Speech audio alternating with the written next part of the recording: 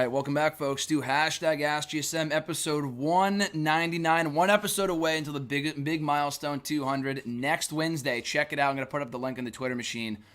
It's going to be a live stream on Wednesday, the 27th. It's going to be big, but let's not underestimate episode 199, folks. And this was a completely unforeseen circumstance right here, where I was going to record the show on Wednesday, and then literally not even a day before, Tuesday night, Monday night, this whole thing came together, where I'm like, okay, I need to get to NXT on Thursday, and then my good friend, my brother, at NJWade _ Noah, he's like, oh, I'll go with you. I'm like, dude, you're not going with me. You live in New York. He's like, no, I'll take you. I'm like, you're not even just going to take me. You're going to come with me if you really want to. And he's like, yeah, I'll go. So we're like, fuck, we're going to fucking NXT on Thursday. And then he texted me the next day saying, can we do hashtag together? I'm like, dude, we're doing fucking hashtag together. And so Noah has never been on hashtag. We've had Jason, John, Tom, even fucking Haley's been on the show. Never Noah, though. So I'm glad we can get our final 4 horsemen, so to speak, here on the show ahead of episode 200. So, Noah, for the first time ever, welcome to hashtag AskGSM. I'm so happy to be here. I'm very tired, but I'm very happy to be here. I know, I was going to say, first thing in the morning, we just went to NXT last night. Before we get started, your initial thoughts on NXT Lowell last night? Very good show for a house show. Mm-hmm. I mean, it was my first NXT house show, and I loved it. It was great. Yeah, no, fun time. You were just at TakeOver Brooklyn literally a month ago. Yes, I was. Which was also an amazing event. I envy you for being there because that was one of the best takeovers I've ever seen. Mm-hmm. So a lot of fun, but we're going to get started here with your questions. As always, if you want to send in a question, be sure to tweet me on the Twitter machine at WrestleRant with hashtag AskGSM. Find me on Facebook at facebook.com/Graham.GSM.Matthews. Leave a comment. Get that promo. All right. Get your questions on the post on the Tuesday that I put up the question on the Tuesday night, whatever. And also drop a comment on this very video. I can include it in next week's edition. So that being said, of course, like I said, next week is episode 200, this coming Wednesday in 5 days. So if it's a long-form question, I'll answer any question you got. So be sure to send in as many questions as possible. We might go fucking 2-3 hours. We'll see. It's going to be a big episode. So get your questions in now, starting for the episode 200 on Wednesday.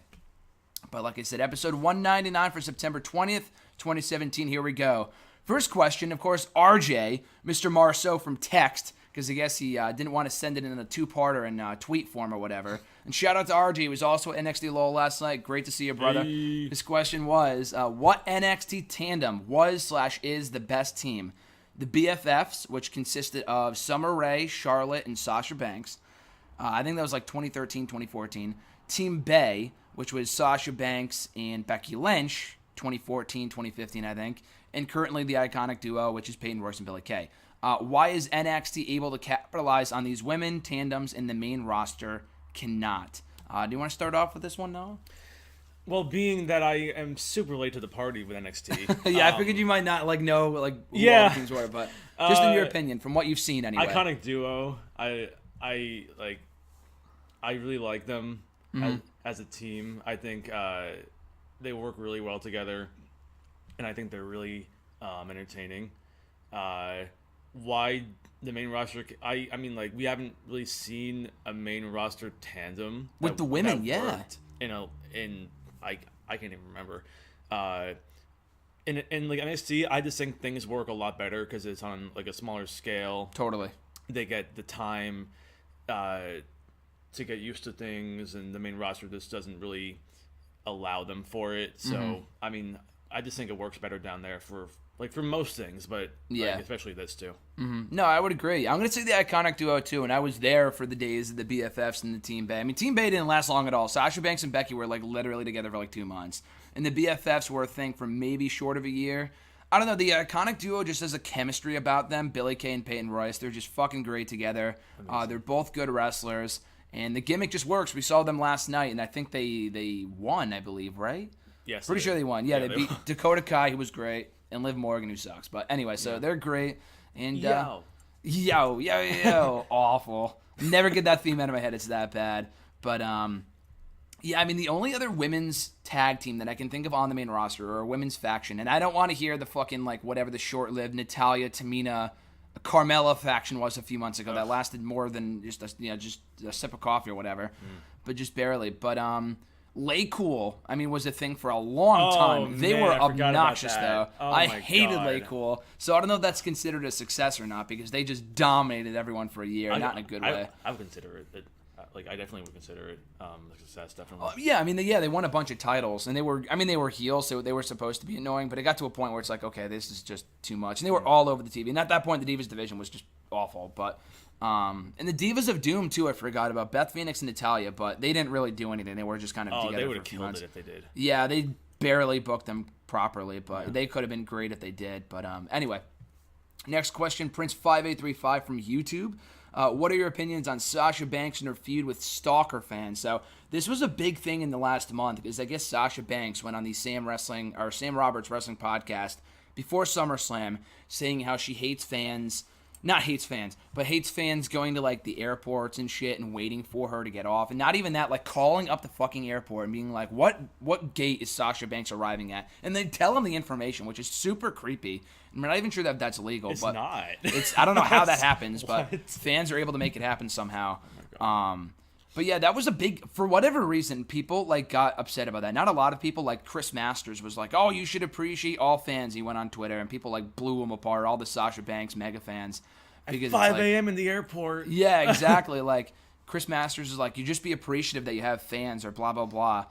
And which I get, and it's not like she's saying, like, if some little girl came up to her on the street, she's not going to blow her off. Like, some people might do that. I don't know who would, but there are wrestlers out there who do that. She's talking about, like you said, the 5 a.m. fans who come up at the airport, stalk you, the people who come up to you in the bathroom, which I'm sure happens, and has happened according to certain wrestlers. So, I mean, I don't even know why that's much of a story. I completely agree with her point of view, that stalker fans like that are fucking waiting for you at 5 a.m., at the airport, who after calling, the airport to find out your gate, not only that, having you sign a million things just so they could sell it on eBay. And it goes back to the whole CM Punk pipe bomb. That was what I was referencing. Yeah, that's what you're right. No, I Yeah. figured, yeah. I mean, he's not wrong. He's absolutely right, because Sasha Banks was saying the same thing. But that's so, I would never do that. Get a bunch of shit signed and then just sell it. Like, I would cherish that forever. But that's just me. So what are your thoughts on the whole situation, Noah? I mean, like, there are two kinds of fans. You have the stalker fans, and they suck. Yeah. And then you have the respectful fans who wait at the door behind the arena, and the ones who pay for meet and greets and this and that. Yeah. Like those are the good ones. Those are the ones that they like. Yeah. Like I'll never understand this thing that people do, like with like celebrities. Like you always hear stories about. Yeah, it goes people beyond going wrestling. into Kylie Jenner's place and going and stalking like Bieber and all these people. Like, it's just it's just so like creepy and disgusting that they take that much time to find out where this person is at all hours of the day. How much time do you have to have in order to do something like that? It just blows my mind. It's so, like if you want to meet someone, don't be an asshole. Yeah. Please don't be an asshole. Like go and be cool about it. Just be normal, yeah, and they'll appreciate it. Yeah, like you said, waiting outside arena is totally cool. If you just happen to bump into someone, or even at a restaurant, I would get, as long as you be respectful. But like, and even like you said, it goes beyond just like stalking people. But like when, I don't know, Sasha Banks posted a picture on her Instagram of her and her husband, who works with the WWE as a seamstress, and people are like, fuck him, I wish I was with you, and all this other shit. Not like jokingly, but like are seriously upset that she's like married or whatever. It's like, what the fuck is wrong with you? But there's certain fans that just ruin it for people. everybody. Yeah, Twitter people. It's mostly Twitter, but I don't have an Instagram, but I've seen it on certain Instagram posts. It's ridiculous, but... His second question was, are there any things on your wrestling bucket list that you haven't done yet? Yes. Noah, go right ahead. I haven't been to a Rumble yet. Oh, shit. Okay. I haven't been to a Rumble yet. Like SummerSlam, I can care less about, honestly. I don't know why. It's been there the last 3 years and you still haven't gone. That's yeah, okay. I have. Like it's I've obviously had the opportunity to go. Yeah. And I've just been like, I'll pass. Yeah. But the Rumble, I've always loved, even though it kind of, I always have way too high expectations for it, and then it always kind of fails me, and then it always kind of fails me. So, but I've always wanted to go. It'll never come back to MSG.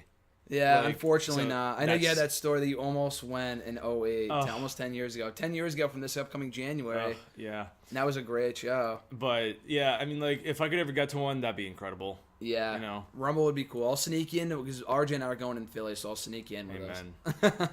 I'll try to get you in. Yeah. But, yeah, no, definitely the Rumble for me because after we went to WrestleMania, which was a great experience, shared that with Noah too. Mm-hmm. I shared my first ever WrestleMania weekend experience with Noah. That was the last thing on the list. There were a lot, and I've talked about this before, so I won't go too in depth. But on the list that I made a couple of years ago, I had go to an NXT show, go to a WWE pay-per-view, go to a TNA show, go to all this other stuff, and I was able to accomplish each one. Ring of Honor too. I did all of that. And WrestleMania was the last one. What'd you say? We're doing that again in 2 months. Yeah, doing that again. Hopefully, yeah, we'll see. I don't know what my status is, but we'll see. But yeah, so I mean, we'll see what I don't know. Like Survivor Series, could not give two shits about. Rumbles that's not crossed off, but RJ and I are going in January. Beyond that, I would love to go to. I was telling Noah about this last night. I would love to go to Full Sail for an NXT show. For an NXT taping would be fucking cool because Full Sail looks like a cool place to see a show. It's like the old ECW arena for NXT. The PWG arena, I've only been to California once, and it was like 10 years ago, but I would love to go there to see a show. I know they sell tickets on like minutes, but it'd be cool to see a PWG show. We've already seen Progress. Noah and I went to Progress last month, so That was hell. that was the atmosphere was awful. The show was great. Amazing atmosphere, horrible venue, really, really hot. Please do not go back. No, Progress. don't. That was awful. But yeah, there's a couple things on there. But Rumble's number one right now. Then after that, definitely going to a PWG show. And I'm trying to think if there's any other promotions. Like I know there's like Lucha Underground, but that might not even be continuing after the next couple weeks. So definitely go to Full Sail. I think it might be my number one thing. Next question. If you can remember, WWE Magazine used to have a fantasy warfare section. In a March of 2007 issue, they put Brock Lesnar versus Batista. Why haven't we gotten that match? And also, what do you think of a Hollywood Rock versus Batista feud? So, why haven't we gotten Lesnar and Batista? Because when Lesnar left, Batista was just barely starting out. Just getting hot. Yeah, it was just getting hot before that. So, that's why it didn't happen then. Since Lesnar's been back, the only time they could have done it was 2014, when Batista was here before he left. And Lesnar had other plans. Yeah, Lesnar had other plans. So, not even that. So, I mean, that too, but interestingly enough, Jericho did a podcast with Batista. He's done two for his Talk is Jericho podcast. He had him on again before the release of Guardians a couple months ago. And he asked him, and he's like, wouldn't you and Brock be a good match? Like, why wouldn't you want to come back for that? And Batista's like, I really don't have any interest. I don't really want to work that physical style. And I kind of understand that the guy's like 40-something years old. And I'm not even sure it'd be a great match. Like, that's a match I've always wanted to see. I know Noah feels differently, but I'll get his thoughts on that in a second. But not that it would be like this mega dream match. But I don't think it's going to happen. I think Batista, he said he was very adamant about the only match that he would come back for is him and Triple H again. Which is like... We've been there, done that, but he's his best friend or something, so that's why he wants to do it. I mean, like, I don't feel that. Like, if they were to have done it when they were both rookies, yeah, it would have been a lot better than if they were to do it now. Well, yeah, I mean, they did it back in 2005, and it was great. But, like, it's like 12 years later, 13 years later. It's like, would it really be as good? I mean, the matches even back then were... I mean, they were very good, but Batista's never been like an amazing wrestler. Him and Triple H it doesn't work, but that's why they never did it. I know that they did have one match. It's on Batista's DVD. It's him and Brock from OVW. So they have had a match, just never on TV, obviously, never in WWE main roster TV. And a Hollywood Rock and Batista feud. That sounds awesome because Hollywood Rock was fucking great, and Batista in 2014 after he went heel was fucking great. Yeah. The only issue with that is that they're both heels. So like. They're both great as heels, so who would you turn face? Like, that's the only problem with a feud like that, because they're both so good as heels. Like, who would you have to turn face? And we never got a Rock and Batista match, let alone feud. So, but anyway, Rock was gone by the time Batista came up. Yeah. So, your thoughts, Noah, on both questions? On the so, would you want to see Rock and Batista? Would you want to see that or Lesnar and Batista? Either one. Over the two, I'd see Lesnar and Batista. Really? Yeah. Really? I thought you said you don't want to see Lesnar and Batista. I don't know. Like, I don't think Rock and Batista would gel well. As opponent in the ring, I don't think it'd be a good match. No, I don't think it would gel well at all. Like, yeah. I think at least with Lesnar and Batista, it would be just a better clashing of styles. Yeah, I think so too. Batista wouldn't have to really do much of anything. Lesnar could just like throw him around like he suplex him, yeah, and then come back and do his 3 moves of doom. Yeah, and whatever. But I mean, I think it'd be fun. I mean, I just don't think Rock and Batista would work well. No, I think it's the promos. I think would be great with them just ripping into each other. But I think the magic would stop once the bell rings. But yeah, I think of the two, I'd rather see Lesnar or Batista. But I wouldn't. I don't think either is a possibility at this point. You know how sports leagues have many athletes that are new to the leagues, which they call rookie classes, no matter their age. So, what are some of your favorite rookie classes / debuts in WWE? I personally like the 2002 and 2005 rookie classes. I don't know who debuted in 05, though. That's the thing. So it wasn't like, I know what you're talking about. I love the 02 class, too, so I'm going to say 02 as well. So in 02, we had John Cena, Batista. WWE people. Oh, okay. Yeah, exactly. Like, that's what 02 is, right? Yeah, that's 02. Yeah, Cena, Batista, Brock, Orton, and Shelton Benjamin.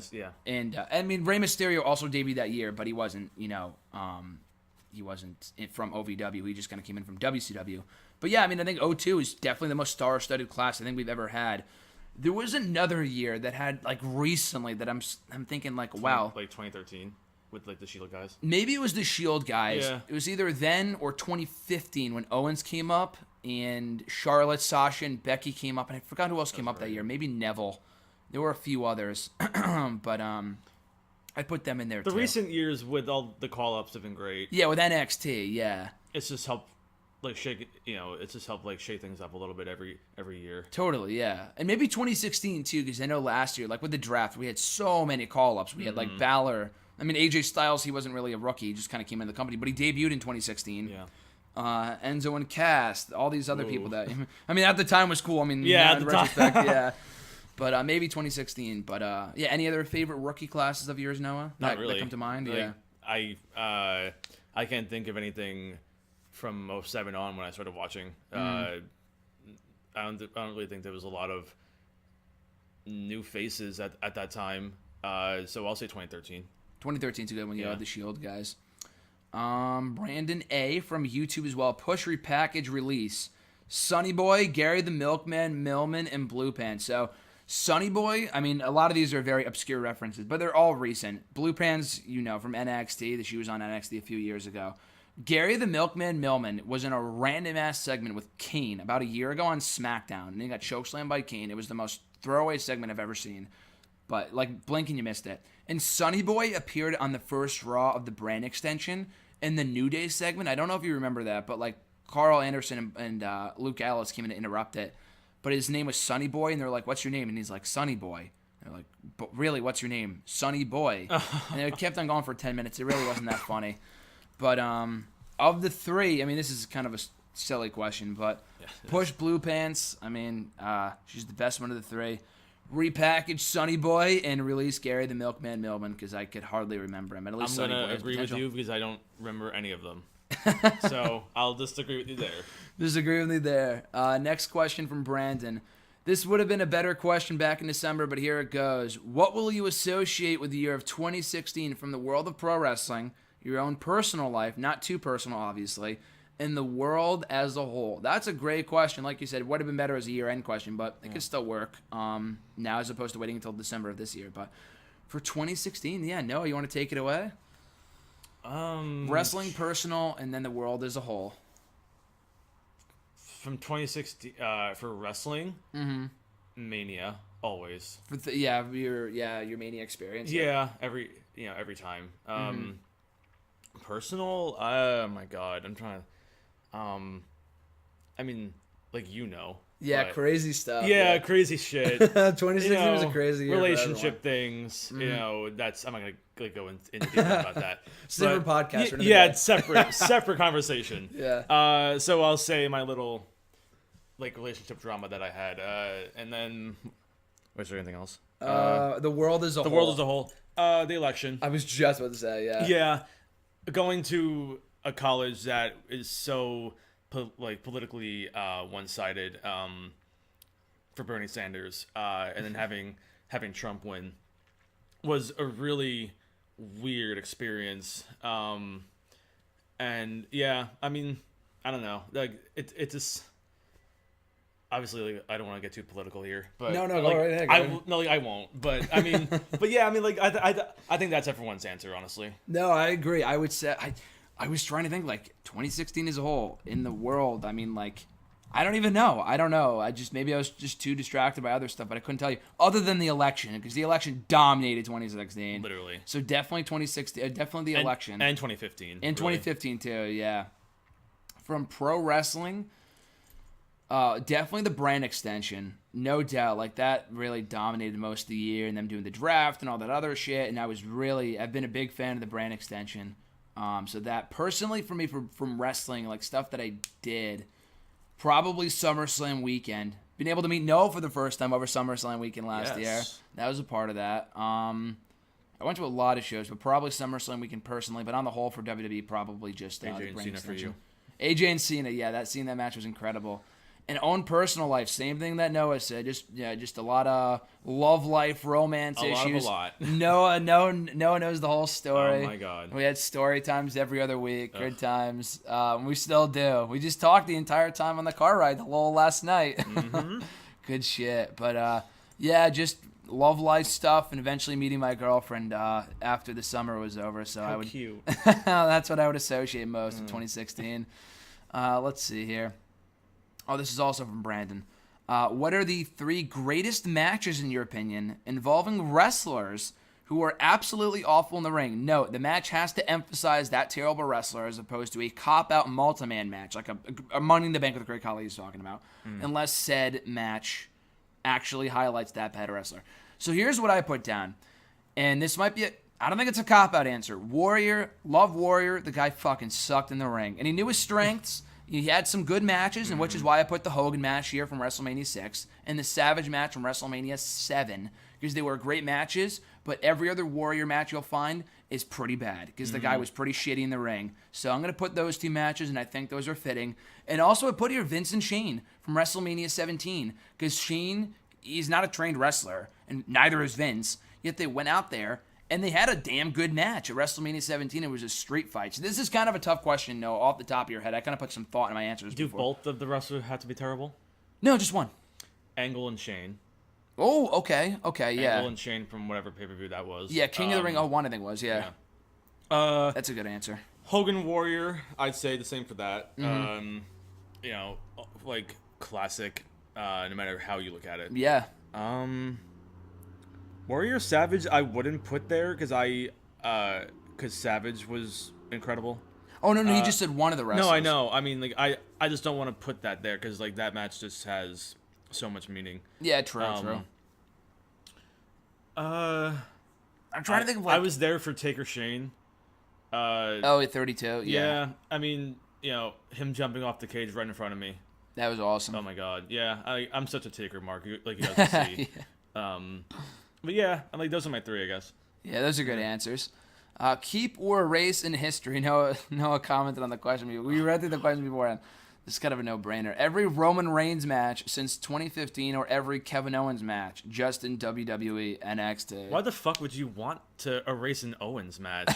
Like any of the Owens matches. Like Roman has had some good okay, I'm not I'm not going to sit here and be like because I'll never say Roman sucks. Yeah. Cuz he doesn't suck. Like am I tired of him main eventing everything? Yes. Like but I mean like his matches aren't horrible, but Owens is just in a completely different league. Yeah. Matches with Balor, matches with Zayn, matches with freaking Cena. With Cena. Everybody you can think of, he's just had great matches with. And Roman has had good matches too with Braun and whoever. But I mean, like, why would you? No, like, yeah, you can't compare the two of them. I see what you're saying. I see what Brandon's saying with like, oh, he's including like the Brock match at 31. I thought was great. It was okay. I enjoyed it. Another great Roman match. The matches with Seth were really good. You know, the Shield triple threat.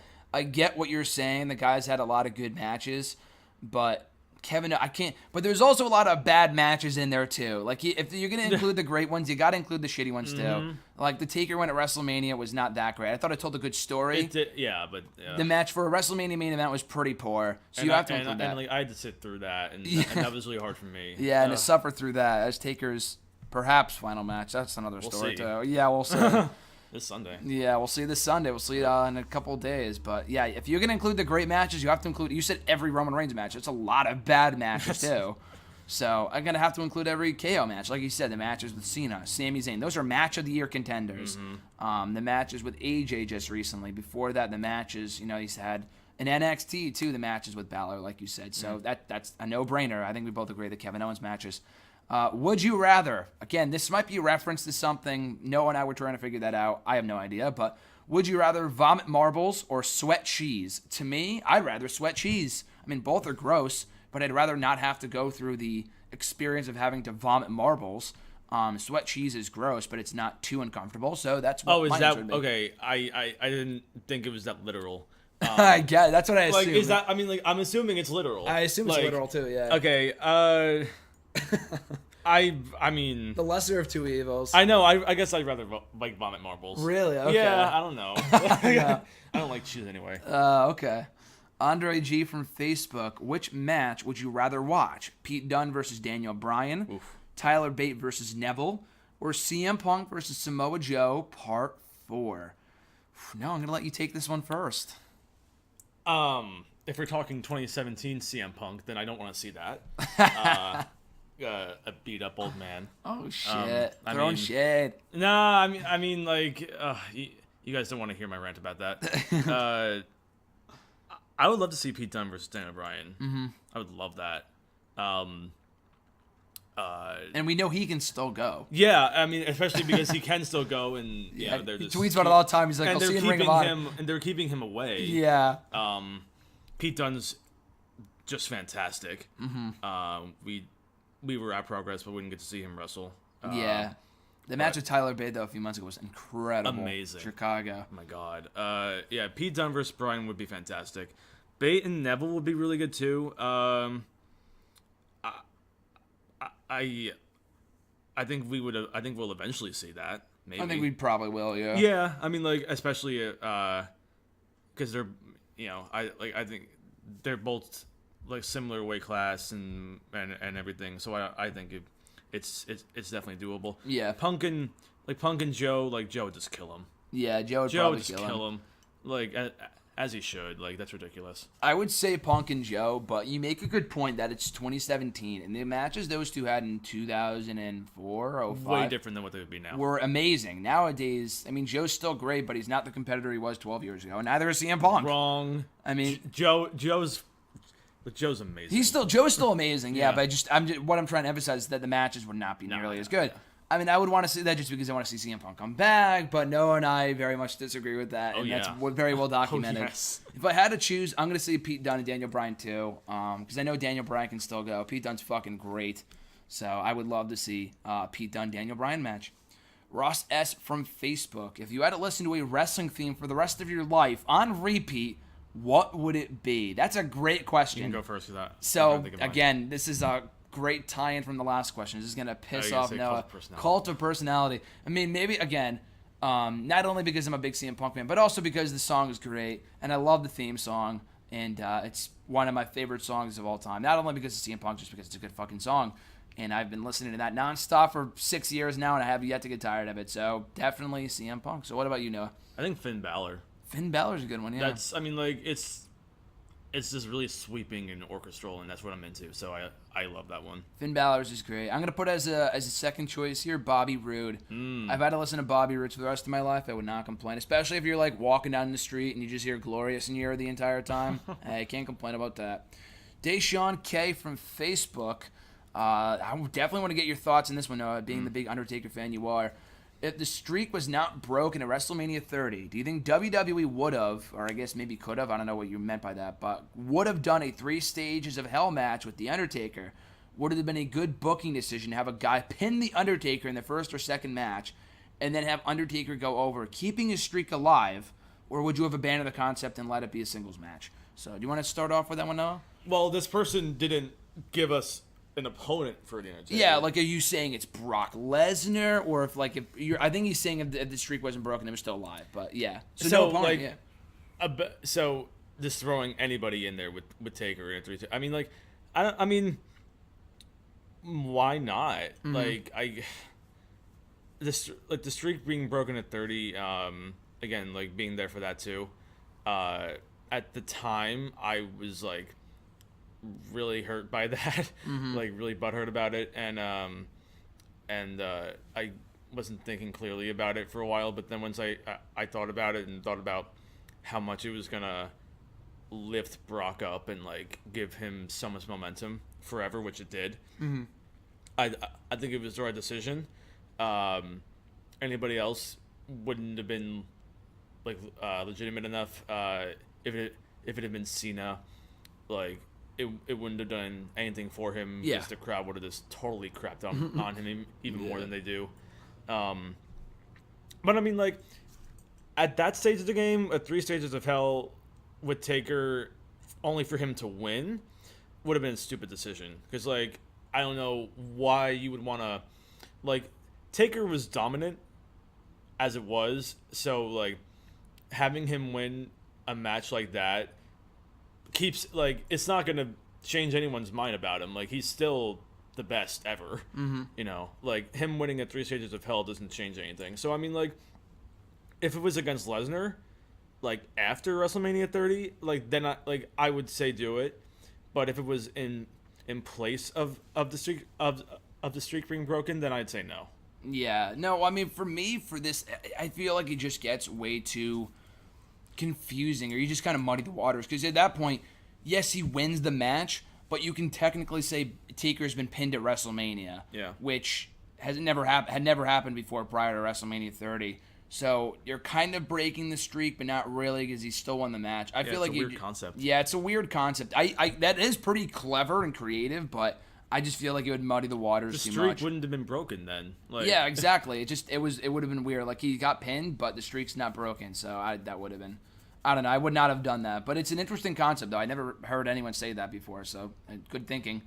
Mark S. from Facebook: could Batista be an option to face Brock Lesnar at WrestleMania if he won the next Royal Rumble, and if Braun Strowman wasn't able to beat Brock Lesnar like you proposed a while back, or is the timing wrong? We just talked about it, kind of like if we would want to see it, or why it didn't happen. That's not happening. Literally, haven't we been through this before? 3 years ago? Yeah, 3-4 years ago. We've been through this before, where Batista came back and won the Rumble, and people fucking shit on him. And I'll be there at the Rumble. I love Batista, but people fucking boo the shit out of him.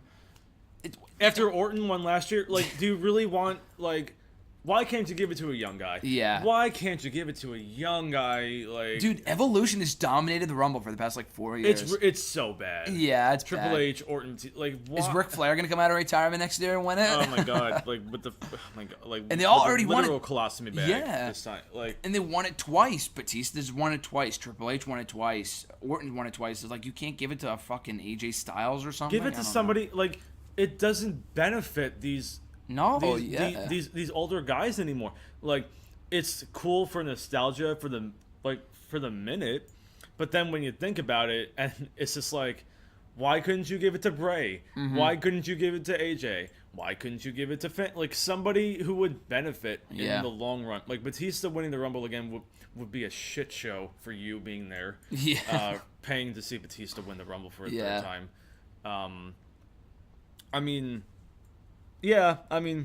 No, I don't want that. Yeah, not at all. I don't want that at all. Like I said, Batista Lesnar, that would intrigue me at WrestleMania, but him winning the Rumble just to face Brock for the belt at Mania. Just to get there, no way. Yeah, I'm good.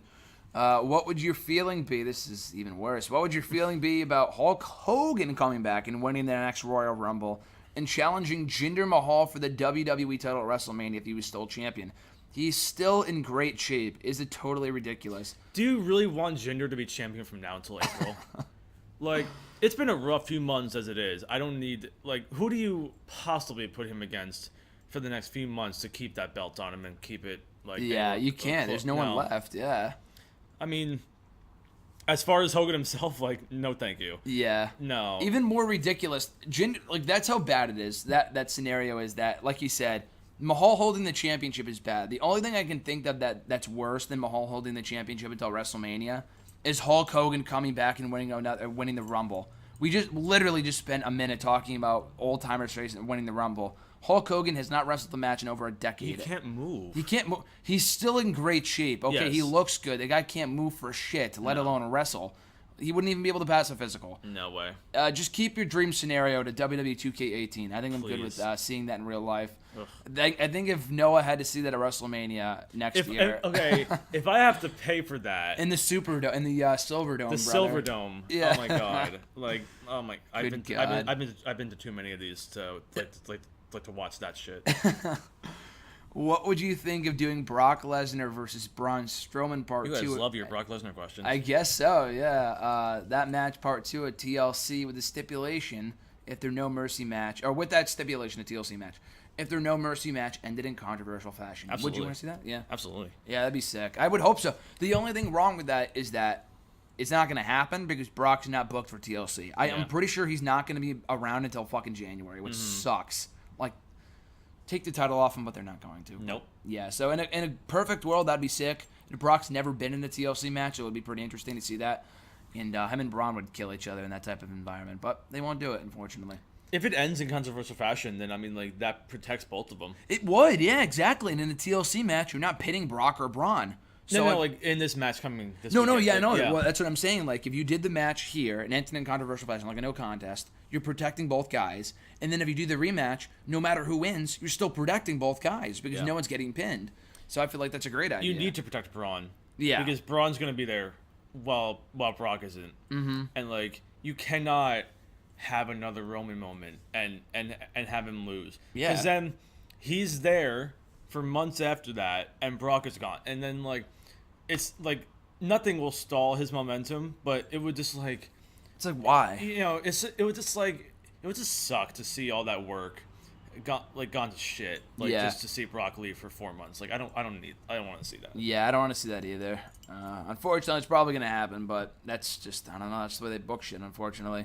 Speaking of No Mercy, what match are you most interested in seeing at No Mercy? That one. That one, yeah, Brock definitely. And Braun, yeah. I'm looking forward to seeing it in Reigns, too. I think the whole card has potential. I think it'd be a pretty good show, but the top two matches sell it for me. But between the two, if I had to choose between Reigns and Cena in the main event, Lesnar and Strowman, got to go Lesnar and Strowman. Yeah, and also, to me, it's still really a weird pay-per-view for Cena Reigns. Yeah, it's... WrestleMania's coming Cole's early. like, WrestleMania main event caliber match. I'm like, Yeah. so why didn't you do it in the Mania then? Yeah. Like, you know... Like, they were doing that last year. Remember, we were talking about it when they did Cena and Styles and Money in the Bank. Remember that? We were like, they should have held off until SummerSlam or whatever. In that case, it worked out well because they did the rematch and they booked AJ to go over both times, and it worked out perfectly. And it was also Money in the Bank. Roman's not AJ, though. Roman's not AJ, yeah. And it also, that was Money in the Bank, which is an infinitely more, entertaining and memorable pay-per-view than fucking No Mercy. No Mercy last year was good, but it's not, I don't know, Money in the Bank is like a new Big 4 pay-per-view, or Big 5, whatever. Because No Mercy just is not on that level. It's not yet, anyway. Nope. So next question. Was the Raw Women's Championship match, No Mercy, better as a Fatal 4-Way, or will the Fatal 5-Way be just as good? I'm thinking here that 5 female wrestlers is a lot. So I put Battleground here because we had a Fatal 5-Way women's match at Battleground with the women. And it wasn't bad. It was just mediocre. But that's just because the SmackDown women's division has not been booked properly in a long time. And the Raw women's division has not been that much better. But just because you have 5 women doesn't mean it's going to be a bad match. I think it could be just as good. And throwing Bayley in there, it's not like it doesn't make sense. She had her title shot. She had to take it away because she got hurt. So it does make sense from a storyline standpoint. No, so yeah, throwing her in there doesn't really bother me. Any thoughts? Doesn't bother me that it's a little sad that Emma will have less time than she would have if it was a 4-way, because now Bayley's gonna steal all of that attention away from Emma when she really does deserve it. But I mean, I don't know, like, I don't really know because they flip-flop that damn title so much. Yeah. Like, they'll probably give it back to Bayley. Probably, honestly. I wouldn't be surprised if they did, and then have her lose it again soon. Have her lose the Bliss on Raw the next night. Oh my god. But it's like, it doesn't matter, really. Yeah, it doesn't matter. Not really. Yeah, I mean, with Emma, it sucks. She's probably going to get pinned anyway. That's probably the only reason why she's involved in the match, which is just, I don't know. No. But the match should be good. Well, I guess we'll see. I'm just so sick of the multi-women matches. Just give me a one-on-one feud, please, that I can care about. This multi-women shit. Don't flip-flop the damn Stop. title. Yeah, exactly. Stop flip-flopping it and just give the belt to someone and keep it on them for a while. And just give me a one-on-one feud I can care about. Jeremy B. from Facebook. Thoughts on the Jack Gallagher heel turn turn. I thought it was interesting. They did it last week on 205 Live. What I thought was weird was that they did not even acknowledge it on Raw this week. No, not even a single mention of it. So that goes to show how much they care about the Cruiserweights. I know Neville and Enzo were on the show, but it's like, that's the title feud. Of course they're going to be on the show. And Enzo, they have to get on the show, unfortunately. They barely followed it up on 205 Live this week. They didn't even have him explain himself. I know he did a quick backstage promo and he attacked Cedric Alexander again. I mean, why not just give him a change of character? But is it really going to move the needle and make people care more about the Cruiserweights? I doubt it. Like, I know you didn't see it. You didn't even know about it before you saw the question, Noah. So I'll rephrase the question for you. Is hearing about that going to make you want to watch 205 Live? I mean, I love him, so I'll watch just to see him wrestle as a heel. Sure. Because I think that would be really interesting. Mm-hmm. But it's not going to make me want to watch the show every week. Yeah. When there's just there's a lot of wrestling, guys. There's too much there's wrestling. There's a lot of wrestling. Yeah. I can't. Yeah. No, it's cool. I mean, with Jack Gallagher as a heel, I think it might work. I mean, the guy's really entertaining. If we see the more physical style or side of Jack Gallagher that we saw in the Cruiserweight Classic, and that Noah and I saw Progress, he fucking killed it that night. I forgot who his opponent was, but he dominated him. And he was like he was saying fuck, and he was swearing all this shit. That's just what Progress is. Yeah. And it was blowing my mind. Like, I'm watching the gentleman Jack Gallagher like say fucking shit. It was awesome. But if we get, not that he's gonna say that on 205 Live, but if we get like a more aggressive Jack Gallagher, yeah, that'd be hilarious. That'd be fun. We're not gonna see it, but I'm looking forward to seeing what they do with it, but it's not gonna move the needle. No. Speaking of the Cruiserweights, also from Jeremy, do you think we might get a double turn with Enzo and Neville on Sunday? I didn't think about it, but I don't want that. Like, I mean, Neville's so good as a heel. Like, he's just so good. Like, watching him as a heel is just incredible. Like, and I mean, put the title on Enzo and turn him heel. Like, I don't think that's a good idea. Yeah, no. I mean, I love Neville. They shouldn't turn him. If they want to turn Enzo, that's fine. After Sunday, doing a double turn is just not necessary because Neville as a heel is fucking great. Yeah. But I don't want to go back to the days of him like wearing a cape as a superhero and all that other garbage. And as champion, like, he's the leader awesome, yeah. he's the leader of that division. Yeah, exactly. So putting the belt on Enzo. And there's nobody else right now that's at the forefront that matches him in any aspect. Yeah, Neville's like the last one on the list, and of course he's in the title match on Sunday. Yeah. But yeah, no, I would not do a double turn. I could see them, regardless of what the result is, and I hope it's Neville winning, they could turn Enzo heel, and I think he's probably better off because there was one thing before, okay, he sucks, but he's still popular, but he's not even that popular anymore. His mic skills have digressed. His popularity has gone backwards, too, because when he did the verbal exchange with Neville on Tuesday's 205 Live, he hit him with a low blow like an asshole, and he got booed for it. People booed him. And I'm like, okay, you got to turn this guy heel because now he's just obnoxious. And he's been obnoxious for a while, but when he was with Cass, it was okay. On his own, it's very much exposed. They got to turn the guy. He's just absolutely annoying. I could see a scenario where he wins the belt, and then Cedric Alexander chases him because he kind of screwed him out of the title shot a few weeks ago. And I love Cedric, but Enzo fucking sucks. So I really hope that's not the case. But hopefully Neville wins. Enzo can go heel because just the guy's annoying. But yeah, double turn I'm good on that. I just turn Enzo heel on his own. Final few questions here. First one from @BradBurdar. SmackDown appears to be again teasing Zack Ryder turning on Mojo Rawley. Do you think it would be better to do it the other way around, since very few people would cheer for Mojo over Zack? So what are your thoughts on that, Noah? Yeah, well, yeah, why not? I mean, like, they're teasing the Zack Ryder heel turn. Mm-hmm. So, like, when you tease it, like, don't start these things. Like, you gotta go through with it and see what happens. So, I mean, Zack Ryder isn't nearly as popular as he once was, too. Mm-hmm. So, I mean, it could be good for him. It could be, like, he could take some time and reboot a little bit and come back and reinvent himself. Yeah, be a whole new character. I would like to see that because I'm tired of the stale Long Island. Like, I'm from there, but I mean, so it's like stereotypical for me, character that he's been forever. So I think heel Zack Ryder would be interesting. Mojo Rawley, I just could care less about. Yeah. Sadly, or not so much. But yeah, I'd like to see them stick with like what they're doing right now.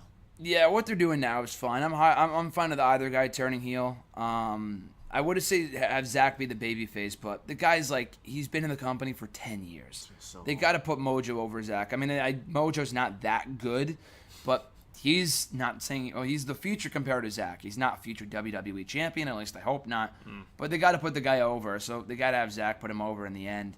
But he sent that question in last week. He just sent it in after the deadline, so he did not see what happened on SmackDown on Tuesday. This was before that. So on SmackDown this week, they teased Ryder going heel, but they actually both kind of teased going heel too, because they were like, oh, we need to make a drastic change or something like that, or like we need to get more aggressive or something along those lines, where it made it sound like they're both going heel. So they might not even split up, and if they do, they would probably have to turn Mojo. They would probably have to turn Zack heel before Mojo, just to put him over, just put Mojo over, because Zack's been here for so long. There's not much more you can do with him. At Reborn Again, also from Twitter, what happens first? Sami Zayn wins the WWE title, or Vince McMahon steps down? I don't think there's any correlation between the two things. No, yeah. Well, I mean, he's just no, like I know. joking Like, that it might not I don't ever think there's happen. any correlation between like Vince not thinking that Sami is capable of being champion. No, yeah. Because clearly he is, and clearly everyone knows that he is. Yeah. But I mean, I think Sami Zayn winning the title is going to happen first, because I don't think Vince will step down for a while. Yeah, that's assuming he steps down. The guy's immortal. He's never dying. Considering he's 70 whatever he is, and he's like 72, and he's still opting to take bumps. He took a headbutt straight to the skull, and a frog splash and a super kick and whatever. Yeah, and all that other shit. Yeah. So it's so clearly he's in good health, and he looks great, like as always. So I mean, he'll be around for a while. Sami Zayn, after a while, you just can't deny how talented he is, and you got to stop having him in matches in English. And give him what he deserves. Hopefully, a lengthy run against guys who he can really gel well with. That would be a great Mania moment if that ever happens at Mania. Yeah, I mean, with Vince, like you said, first of all, he's not stepping down anytime soon. Nope. With Zayn, if Jinder Mahal can become WWE champion, Oh my God. anyone can become WWE champion. I know the guy's been losing to Aiden English on SmackDown recently, but Daniel Bryan was losing on Superstars to fucking Trent Beretta. I mean, the guy he main evented WrestleMania. Not saying the same thing's gonna happen with Sami Zayn. You never know. Him and Owens at WrestleMania for a world title one day would be amazing. With Zayn finally beating Owens for the big one, would be great. Amazing. So I'm going to say Zayn wins the title. Again, he's in a rough patch right now, but it's wrestling. They could put the belts on the guy tomorrow. Look at Jinder. The guy was a fucking loser for a long time. He was losing to Jack Swagger on, like, main event. And then the next week, he's WWE champion. So anything can happen in wrestling. And I'm sure Zayn will get his time at some point down the road. Final two questions. This next one's also from @Reborn Again from John. With the decline in attendance at Raw, SmackDown Live, and pay-per-views, what are the chances WWE either scales back shows or they run smaller venues? It's a good question. I mean, I've always thought that they should scale back and let the guys live a little bit. I think the schedule is really, really heavy, even though they've obviously been branching off and touring different schedules, which is also a reason why I think the attendance is low, because there's a lot more shows than there used to be. Now you have a Raw tour and a SmackDown tour and the NXT tour and other promotions come through, and people are fans of other promotions and they go see those, and like it's just a lot. So you see pictures of half the arena for Raw and SmackDown being empty, and it's not a surprise, especially when they're in these markets that aren't good for wrestling anyway. Like, even Takeover Brooklyn wasn't sold out. Like, it's expected at this point. Like, most shows don't sell out, but scaling back would be a good idea to protect the guys from injury, and also just to help them have a family life and whatever. So I think that would be a good option. Yeah, that'd definitely be a good option. Yeah, especially since they're not even close to selling out a lot of these shows. I think it's a lot better of an idea just to scale back and run smaller run smaller venues or something. I mean, scale back shows and the number of shows they do is absolutely. They're not going to run bingo halls for Raw and SmackDown. They're not going backwards. Instead of working instead of working Barclays work Hammerstein, I don't think that they'll do that. I think they should just have less shows. They need to have less shows. Yeah, it's one thing when they used to come around every 6 months to your area. It's like, oh man, I have to go because they won't be around for another 6 months to a year. They're literally in your area. I mean, it depends where you live, obviously, but here in the Northeast, they're here every month. I don't live in Massachusetts. We went to our second show in a month together. Yeah, exactly. That's a lot of shows. And that's a lot for us. Yeah. I'm from New York. He's from Massachusetts. We just don't There's just so much, and last night was NXT. Last month was Progress. Yep. So there's just there's a lot of options of things you can go to. Yeah. And people just can't afford to go to a wrestling show every week for every promotion that comes through. It's just not doable. It's not like they're bringing down the cost or anything. It's the same exact amount of money. Yeah, it is. Yeah. It's in there, it's ridiculous. Yeah, it's not like if anything, it costs more now than it ever has to go to a wrestling show. But no, yeah, most definitely. I think especially with they're around every month. Raw in the Massachusetts area alone, they were there for Raw in Boston last month for the go home show before SummerSlam. This month they were there for NXT. In 3 more months they'll be there for a pay-per-view for Clash of Champions. My school is 10 minutes away from Stanford. So Connecticut's right there. Yeah. They're always in Connecticut. They're always in New York. Yep. It's not that I if I went to every single event, I'd be broke. Yeah. It's just not doable. As much as I would love to. I've been to 7 WrestleManias. It's just not there's not much that I haven't seen yet. And it would also be one thing if the product was hot and it was holy shit, I can't miss a show because this might happen. Yeah. Raw and SmackDown are mostly missable. I mean, they're good shows, but if you don't go, you're not going to regret SmackDown's it. really fell. SmackDown has fallen far so from where much. It was a year ago. Oh yeah. my God. And the pay-per-views too. I mean, we've had a lot of good pay-per-views in the last couple of years, but not every single one is. Especially like you said, when we have so many fucking shows, the amount of must-see moments we're going to see are drastically decreased. Especially when they put matches like Cena and Shinsuke on SmackDown. Yeah, and exactly. They put, Cena and Orton on SmackDown. When you could have saved that for the Rumble, when you could have saved it for Mania, when you could have saved it's just it makes you tune in. Yeah. And it's great for the city that it's in, but that's that match is has happened, and that moment's gone. So yeah, and then they can't do it again. They can't. There's no first time ever again for Cena and Nakamura. They've already done it. And I will say this before we move on to the last question and not that I've seen anyone say this, but just because they're running low attendance shows for Raw, SmackDown, and pay-per-views does not mean they should get rid of the brand split, because that has very little to do with it. If they go back to doing with no brand split anytime soon, it's not going to solve anything. People still won't come to the shows just because half the roster has been split in half, and you have the house shows and half the roster's not there. It also works that way. It also works well with a brand split. The super show thing they were doing a while ago. I'd rather see 2 different shows. It works well. Yeah. And they put too much work into it, and you know what you're getting. Yeah. I mean, even before when we didn't have the brand split, they were still splitting up house show circuits. There would be. I went to a house show a few years ago, and you don't get the whole roster. Roman Reigns and John Cena were there, but half the matches were fucking literally Fandango, Adam Rose, all these losers.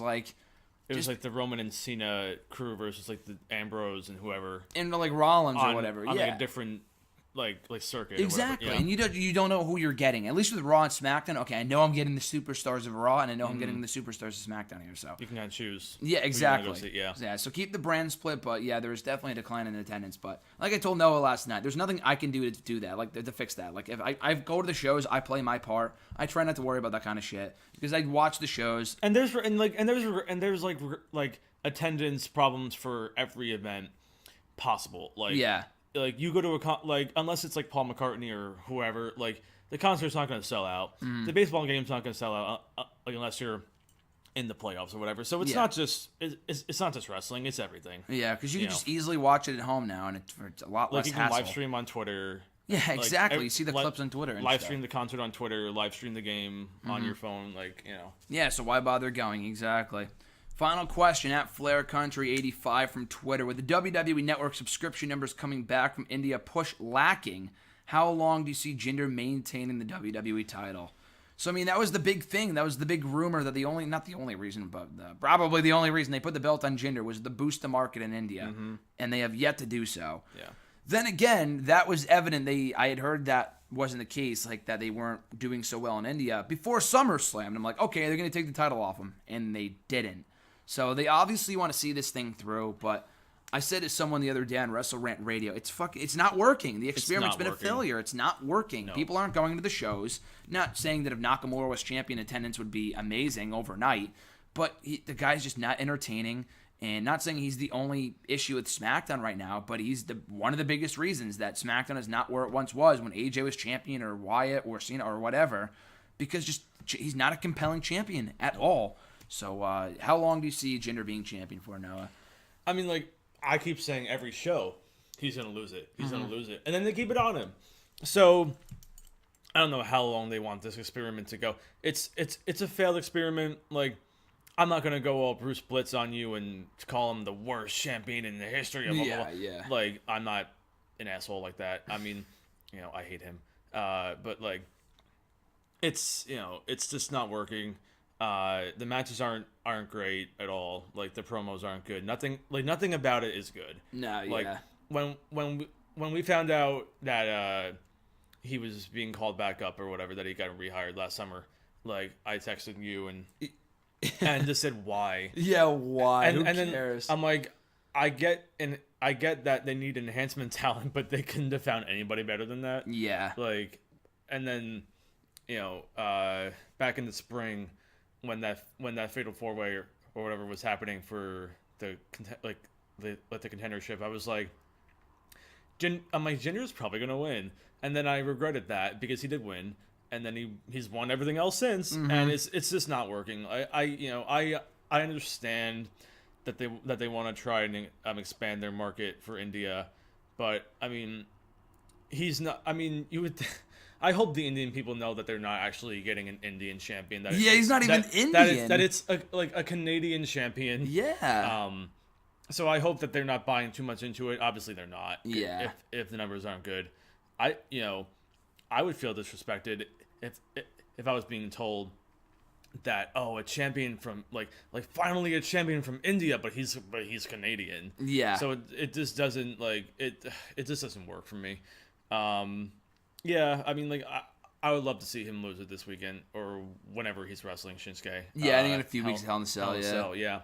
I mean, we saw Shinsuke win the NXT title from Joe last year, and that was one of the most incredible moments I've ever seen live. So, I mean, like, not that will be replicated at all because you've kind of pushed Shinsuke under the bus. Yeah. With these loss, with the one loss to Jinder. Yeah, and the match sucked too. Yeah, it did suck. He should have won at Barclays. That Colossus was terrible. How was that even a finish? It wasn't. It was not. It was he hooked his arms wrong. And it was really bad. So that moment with Shinsuke winning the title will never be as monumental as it was when he beat Joe. Yeah. Different atmosphere and either time when he beat him in Osaka and when he beat him in Brooklyn. It won't be as monumental. It should be because Shinsuke is insanely talented. Yeah. And such a draw if they were to do it right, but they haven't been. They've been having him win grudge matches or whatever you want to call them with Orton and Cena, but then you have him lose the big important match. Yeah. So it just doesn't make sense to me how they're doing it. I don't know what their plans for the future are with it. And then once Jinder does lose the title, what does he do with it? Where do you go with him? Back to enhancement talent, back to concussing Finn Balor. I remember you were pissed about that. Oh my god, Thank God he wasn't out for longer than he was, Finn Balor. I mean, so what do you? I don't know. Once the experiment ends, they can't put him back as an enhancement right away. Yeah, right away. They can't.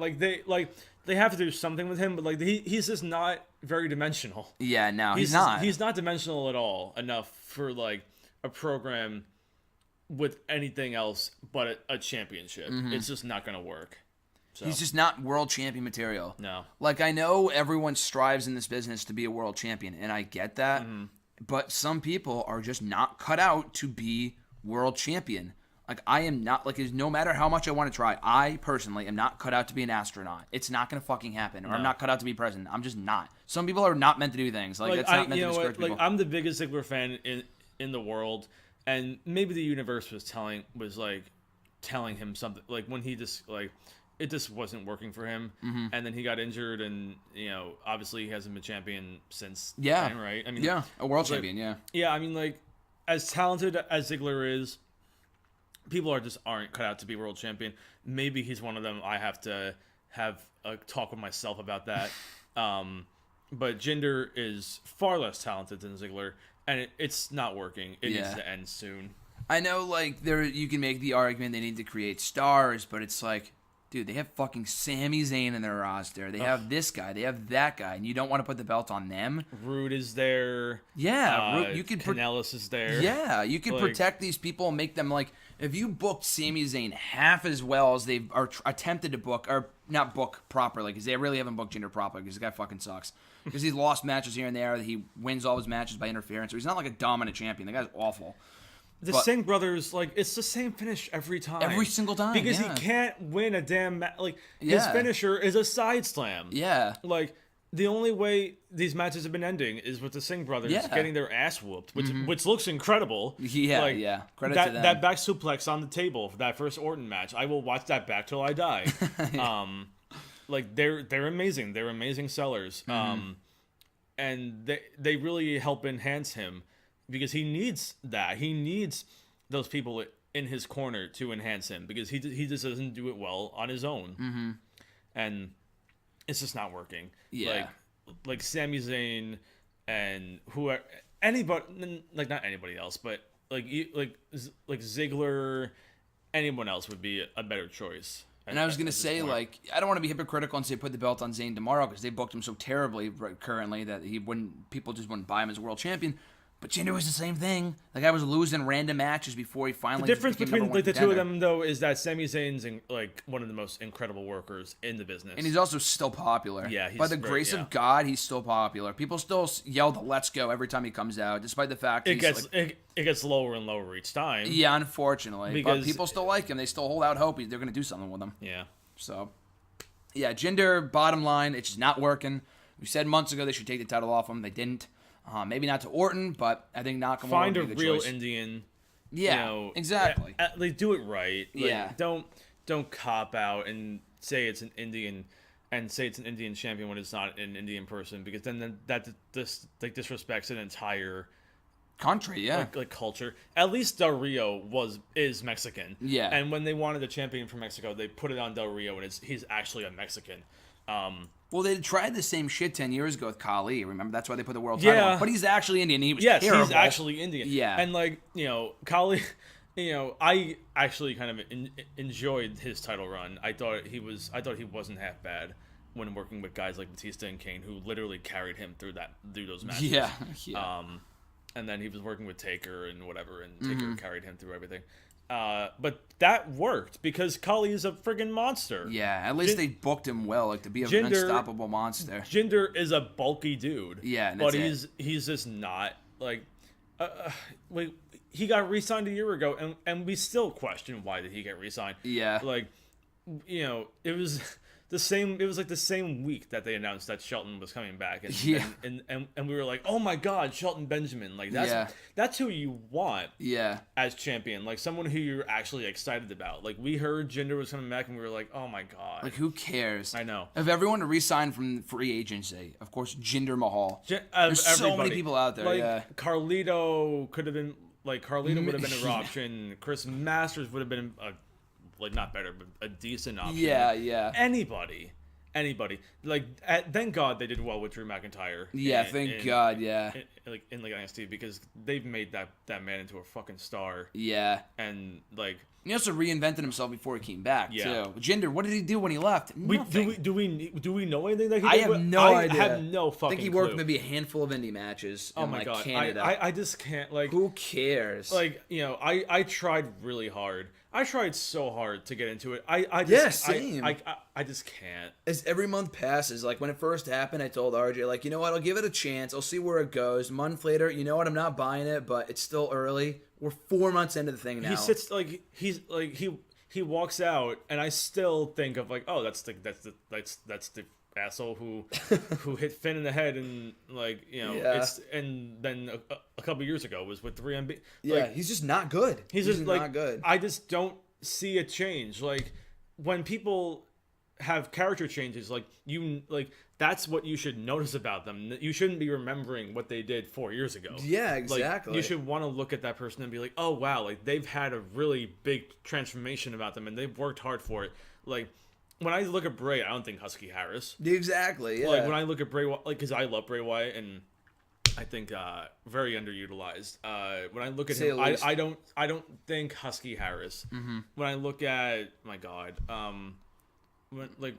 when I look, like, any of the guys who have had drastic changes, I don't, like, for the most part, I don't think of their past. But with him, it's just all I can think about, because it's the same person with bigger muscles. Yeah. Which is basically all it is. Yeah. And he's an experiment that is not working, and you know, the fact that he's passed, who did he pass recently? Ric Flair as Days as champion. Yeah, consecutive Days champion. Just ridiculous. I think he's about to pass Eddie Guerrero too. Oh my God, he's gonna pass him before Hell in a Cell. And that's really sad too. That's sad because Eddie was okay. That's really fucking sad. I mean, Daniel Bryan, he's passed. A few others. It's the Undertaker. I think he passed too. Oh my God, 20-something years, and oh my God. Only 7 reigns as champion. And it'd be one thing if he was having good matches and compelling programs. It's just not. It's not. The Orton feud sucked. Yeah. Like, the best match he's had was that Orton match on SmackDown. Yeah, the grudge match. Yeah. The Money in the Bank match was good too, and that was it. Yeah. There's been no other matches he's had that have stood out to me at all. Because again, like, I'm not gonna be Bruce Blitz and like look at and like. No, they've had worse champions, and watch the match and pick apart every little thing that he does. Yeah. Because, like, it's wrestling. Like, you're not going to be perfect. Like, the house show, like we saw last night, like, Kairi Sane made mistakes. Yeah, they all did, yeah. Like McIntyre slipped on the ropes going up. Like, it happens to people. So, you know, and, like, if you're trying to learn to improve yourself and whatever, then great. So, I'm not going to pick apart his entire in-ring persona, but like the character itself and the program and the writing is just not working for him, and I think he knows it too. You know, yeah, I mean, he has to know it. It's, you know, he's been there long enough that he has a pretty good grip on what the business is, and I think he knows that it's not working. Yeah. So I think he'll be relieved when he does lose it. Yeah, but I give him credit for trying to make the most of what he's been given. Oh, me too. Yeah, but it's not really entirely his fault. It's just that creative. He's not writing it. Yeah, exactly. It's just fucking terrible. The promo on Tuesday was the turning point for me. I mean, by that point, I was already like, okay, get the belt off this guy. I know. I watched it and I was like, this is like, it's a retread. Yeah. It's just making fun of Shinsuke's face. Yeah, exactly. Like, the same thing from the week prior, and you thought it worked then. There's no personal grudge in it. It's like there's not. No. Like, what's Shinsuke gonna come back and say? Like, oh, I'm offended because you made fun of my face. Yeah. Like, wow, like what a grudge that is. Oh my God, and it's he's not even the most important thing on the show. I'd put Owens and Shane over that. Oh, Owens and Shane by far. Even Styles and Corbin's more entertaining and more like is a bigger, high profile program than this. That's a whole different story. Corbin, my God. Yeah, I mean, even New Day Usos is more important than this. When you're champion. When you have to bring Vince on TV, you know that something is wrong and they need a big push. And obviously, the Owens thing is working very well. Mm-hmm. Where he goes after killing Shane, I don't really know. But, I mean, probably, I would, if Jinder were to continue on as champion, I would love to see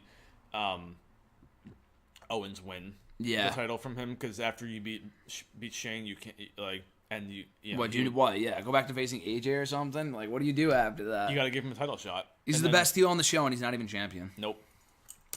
Oh my god! All right. What the fuck? What the fuck? Yeah, that was the longest. That was the longest one. No, that was one question. It's like yeah. 15, 20 minutes. Fuck I love it. Jinder. Yeah, that's pretty much the God. answer to that question. So fuck Jinder. So that's it, guys, for hashtag AskGSM episode 199, September 20th. Oh, I keep on saying September 20th. That's because I put the date down. Fuck me, guys. It's supposed to be Friday, September 22nd. We're recording this on Friday.